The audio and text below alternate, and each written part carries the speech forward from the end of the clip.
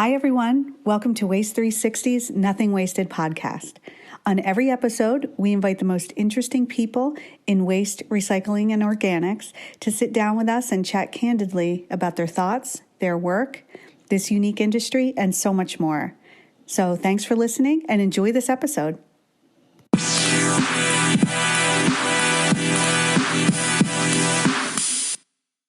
My name is Martin Mattsson with Volvo Construction Equipment, Director of Key Accounts. Appreciate you joining us today for today's Waste Expo together online, together with John Meese, Senior Director of Equipment at Waste Management. We will walk you through a presentation on heavy equipment in the waste and recycling industry.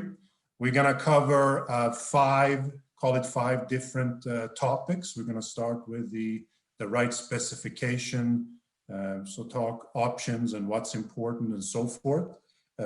We will then cover stuff such as dealer support, proper maintenance, training, telematics, and then we will end this presentation with touching a little bit on emerging technologies and autonomous solutions and so forth. So with that, let's start, John. Like I said, we have various topics, and I thought let's start with what's important when it comes to the right specification, options, tires, attachments, and so forth. And maybe you can lead us up both for landfill applications as well as transfer stations and MRFs. Certainly, Martin. Thanks for having me. I think that the correct specifications on all of the equipment that's being considered, whether it's your tipping floor or your working face at the landfill, it's imperative to take the time to understand what you have available to you. The majority of OEMs build machines for inventory to specifications that have been discussed with the major waste companies and key operations and maintenance personnel to provide the best performance at the least cost. And if you're not taking advantage of your dealer people to walk through all the attachments and specifications, you could be making the wrong investment for your operation. I think Martin has been around our industry long enough to know that the waste stream varies greatly from operation to operation at both landfills and transfer stations. So for wheel selection on our compactors, it should be kept in mind that each waste stream isn't the same, and compaction is different with a different wheel. What we may use for MSW isn't necessarily a good wheel in C&D.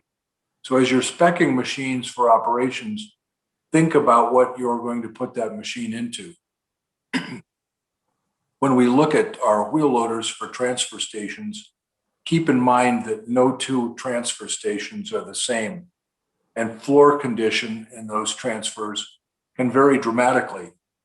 So if the floor has reached a point where it should be replaced, has rebar exposed, tire wear is going to be impacted, and you should take a little extra time to consider what solid tires you should use. Do you use expanded rim solids, or do you use solid press-ons? What are you going to do with that wheel loader when it's run its initial life on the tipping floor?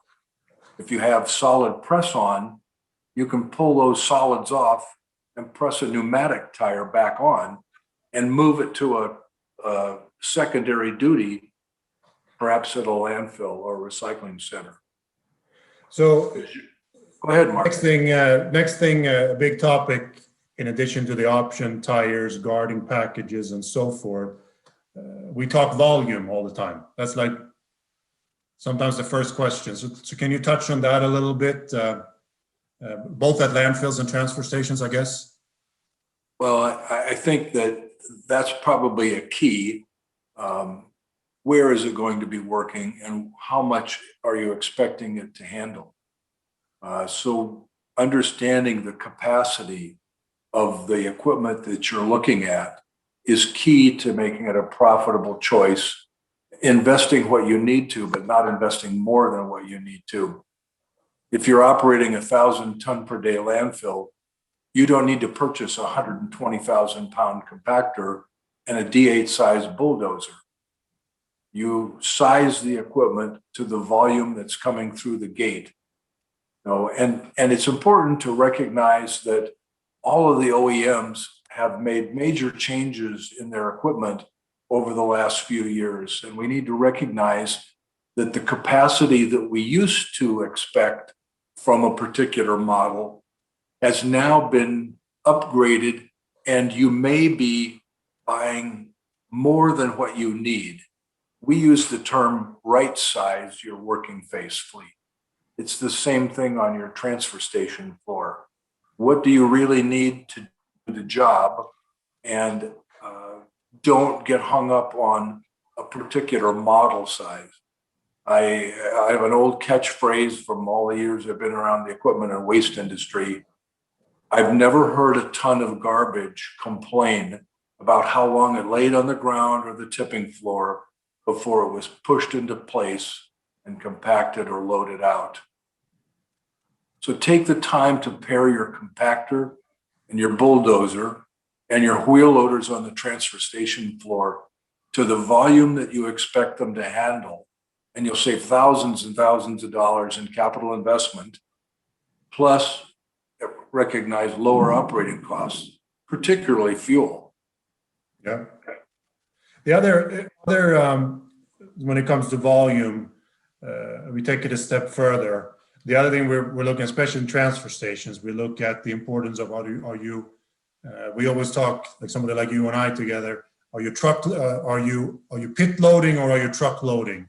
And then we move that to what is the size of that floor and size of the building, I should say as well. And then also the actual operating hours that you have to move that volume. Can you touch on that a little bit? Maybe start with a pit loading, truck loading scenario?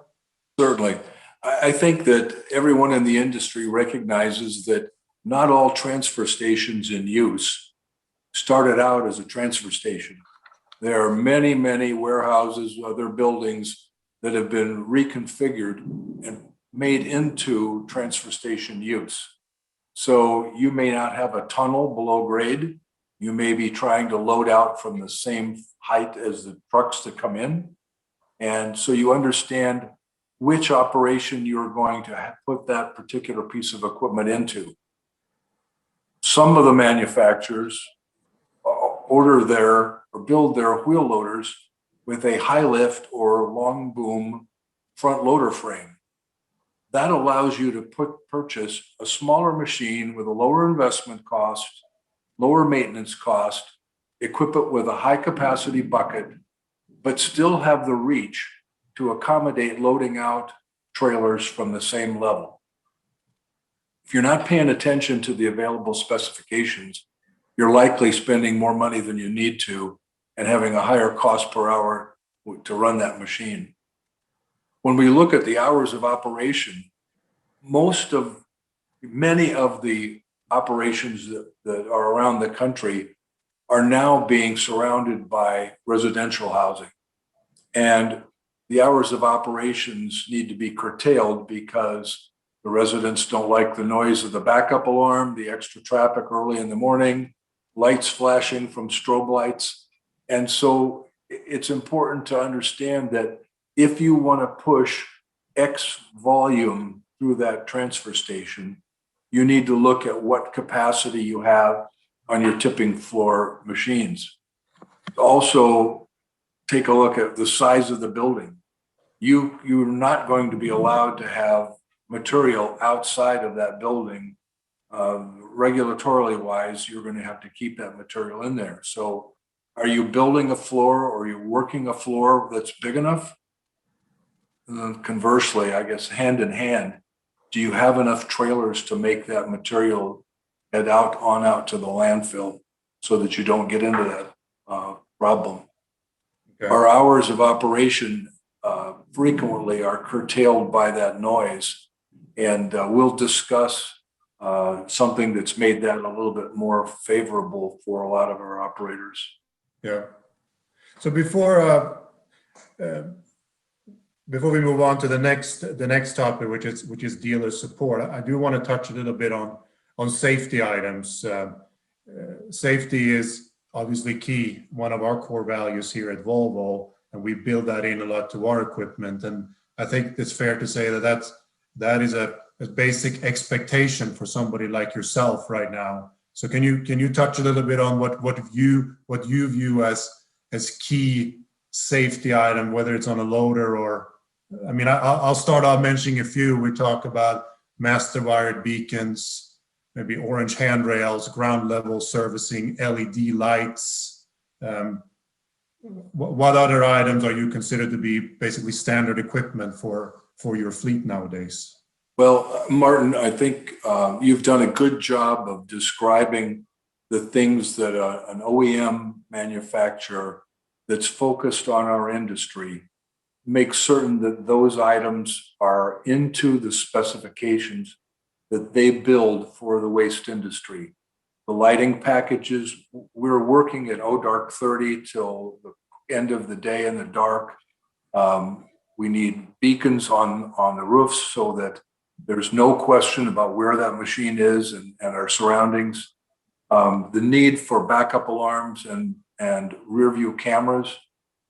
When you're working at a landfill, you don't have the confined space quite like you do in a transfer station. And so you have those cameras that are allow you to see substantial width of space behind the machine.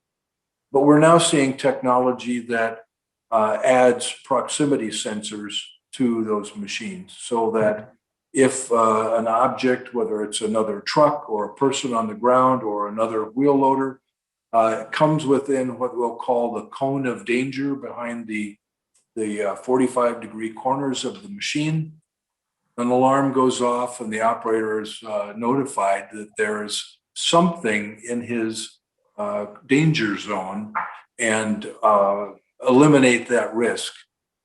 Safety has been something that all of the waste companies have focused on in the last few years. Waste industry is more hazardous of an employer than being a law enforcement officer, which is hard to believe, but statistics prove that. So between the OEMs and users like ourselves, we add everything that we possibly can. And now the manufacturers are building them in. So having to reach for third-party camera providers, it's now OEM standard equipment. Okay. So the next topic, moving on, is dealer support. And now, if we talked about the products and the options and what's needed for your specific application. Obviously, I may be biased that certain brands are better than others, but I think we need to be fair in saying everybody builds a good product nowadays. And yes, some build them better for certain industries as compared to others, but dealer support is key. You can have the best product with all the bells and whistles in the world, but if you don't have a local dealer with a local relationship, it's not really going to work for anybody. So can you, Martin, I'm happy to touch. Support? I'm happy to touch on this topic. You're aware that I spent over 20 years in the Caterpillar dealer network, and I can tell you now that we operate in every Caterpillar dealer in North America's territory, that not every dealer or every Volvo dealer is a cookie cutter type of dealership. Correct. And you'll go from region to region, and the quality of the dealership, even down to the difference between branches, can be dramatic. And you really hit it on the head. Dealer support is key to a successful operation. And one of the catchphrases that came up while I was chairman of the AEMP, the Association of Equipment Management Professionals, the relationship between the OEM, the dealer, and the customer is like a three-legged stool. One leg is the customer, one leg is the dealer, and one is the OEM. And if you take any one of those legs away, the stool collapses. Yep. None of the three components can be successful without the other two. A Yep. great dealer without support from the OEM is left stranded, and it strands the customer at the same time. And conversely, the OEM with a great product with a poor dealer network can't get those sales, and he can't serve his customers. Yeah. So the next step, you have a good phrase, so I'll let you lead. But when you do have, whether it's a region, a specific dealer, or a branch, rather than running away from the problem, we try to fix it. So share with us the phrase that you and I use a lot, the coffee and the donuts.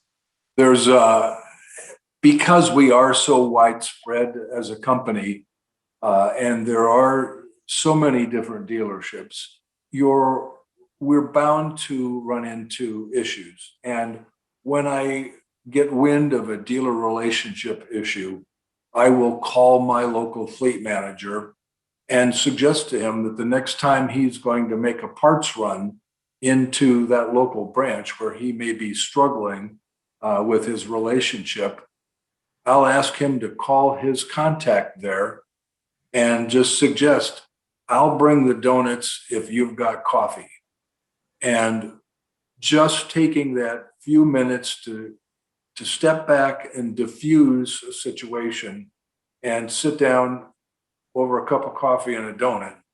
A lot of times people forget that this is still a people-to-people business. Correct. There is nothing wrong with having a personal relationship with a vendor or vice versa. Everything is above board, but tension out of situations where normally it can get blood can get pretty elevated, and we like to keep everything toned down and maintain those relationships. It's important. If there's three customers that have an issue on the same day, I'd like to think that we've built a relationship such that we're going to be higher on the list than the next person to get that available technician out on the job. And I guess to close on the dealer support topic, we always say that the sales rep or the sales manager or the sales department may sell the first piece of equipment, but it's the service department that will make sure that the second and the third and the fourth machine gets sold. I guess you would agree with that statement. That's something that I learned a long time ago as a Caterpillar salesman. If I don't have a branch that can support that machine that I just told the customer was the best thing since sliced bread, he's not going to come back and buy another one from me. Yeah. So the next step, next topic is a big one, and that's maintenance.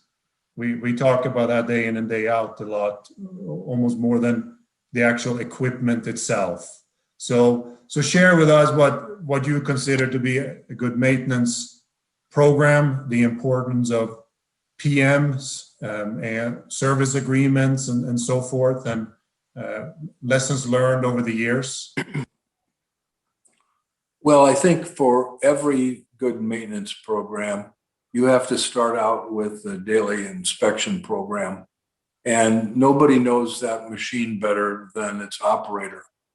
It's their paycheck. If it's not running, he may not be working. And so we ask that all of our operators take the time before each shift to do a very concise walk around and follow a pretty detailed list of checkpoints and walk around that machine in a specific circle and looking at specific items and taking note of loose bolts, a light fixture that's not hanging quite right, a bulb that may be out, all of the things, even down to, fire it up this morning and it doesn't sound quite like it did yesterday.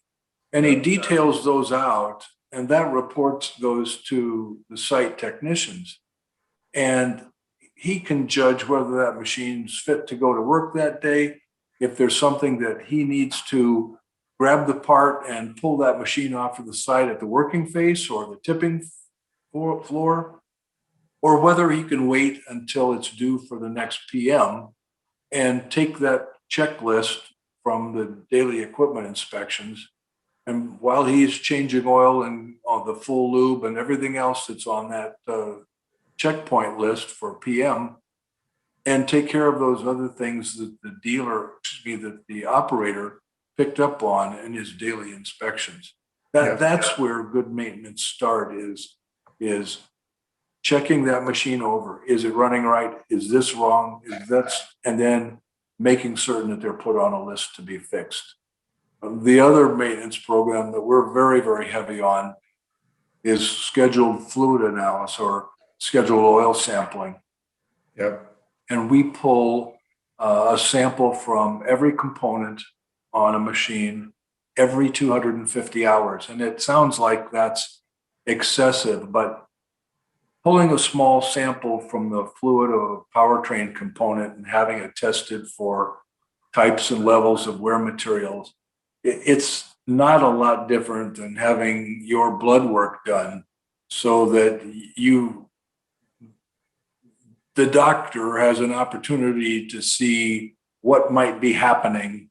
And for us, as an example, if we catch a final drive that has bad samples and it's got bearings failing, if we catch that and pull the machine down and rebearing, reseal the final drive, it might cost us anywhere from $10,000 to $15,000. Yeah. If we don't catch it and it runs to destruction, we're easily in the $40,000 bracket, and the machine's not down for a couple of days to rebearing, reseal. It's down for a couple of weeks because there are a lot more parts that we're going to have to replace. So those are two examples. So the other big topic, whether you're in this industry or trucking or on the collection side of the house, is technician shortage, or I guess labor shortages in general. So share with us a little bit how you've dealt with that as of late, and how that situation has been. We have taken a step back, and instead of continuing to try to perform all of the maintenance and all of the repairs on all of our equipment ourselves, we found that it's better to take a step back and say, we can tie up one of our technicians for several days to do this repair and let another list of things that he could be working on get worse. Yep. And so, whereas you may not want to pay the differential between what a dealer costs you and what your internal labor costs you, we're never going to have enough labor hours to take care of all the things that we need to take care of ourselves. Yep. So even as simple as a PM contract where we can look at our own data and say it costs us about X number of dollars an hour for maintenance on this machine. And we can go to our local dealer and whichever the OEMs, and we may even vie one OEM against the other on a PM contract, because this is just simple, we'll call it Jiffy Lube work. Yep. Most all of the dealers have mobile lube service trucks, the ability to come on site, make the oil changes, and perform the scheduled maintenance that the manufacturer suggests. And the technicians can read the Caterpillar list, the Komatsu list, the Volvo list, and follow that. And you can negotiate a rate for him to do that, either per 250-hour service or 500-hour service, or you can contract for the next, let's say, 3,000 hours, I'm going to charge you X dollars an hour for all of your PMs. And if you run the machine a lot, it's 150 hours times X dollars an hour, but I'm going to do all the PMs for that rate. And it controls our people looking at our idle time. Yep. Because every hour of idle time does a couple of things. It eats up an hour of warranty, we'll never gain back. That's right. And it moves that machine just 1 hour closer to its next PM. So if we know that that hour that we just sat there and idled is going to cost us $11.95 an hour, because that's our contracted rate, and it's just sitting there idling, you're going to coach that operator to shut that machine off and not just let it sit there between loads. Yeah. So that's a couple of different ways, Martin, for us to handle maintenance. If you don't have the internal bandwidth, look to your dealer, look to a third-party person to help support your fleet, because you can't leave the maintenance behind. Your investment dollars are eroding away when you don't perform the maintenance. So a good segue from that would be the importance of training.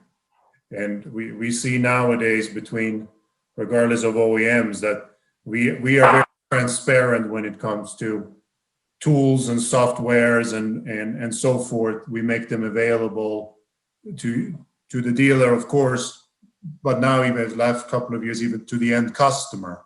So now the importance comes in training, both operator training as well as technical training, to make sure that, back to the three-legged stool, that we are all utilizing the various tools and softwares and bulletins to make sure that your fleet runs as efficient as possible. So same thing there.